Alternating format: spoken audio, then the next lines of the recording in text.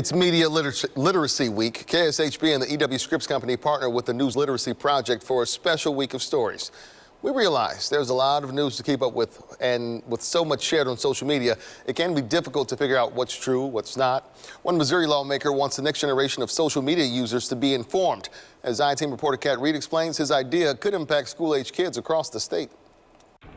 There's a proposed bill in Jefferson City that could one day impact what your kids learn in the classroom. I decided that the state needs to prepare our kids, give them a foundation for evaluating and processing information that they're getting from so many different sources. State Representative Jim Murphy of St. Louis got the idea from a constituent, a professor who studies media literacy. His bill would create a commission of lawmakers, educators, and media experts. They would conduct a study on teaching media literacy in public schools. Then, based on their report, the Department of Elementary and Secondary Education would create a plan to teach kids those skills from kindergarten through senior year. When you see something, what are they trying to get you to do? How are they trying to influence you? And is it factual?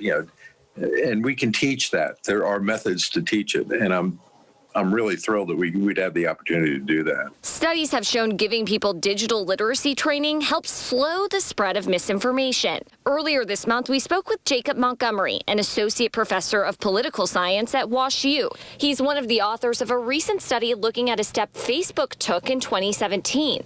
At the top of news feeds, the company posted a link for tips to spot false news, like being skeptical of shocking headlines and investigating the source. Montgomery and fellow researchers showed these tips to people, then asked them to evaluate the accuracy of several headlines.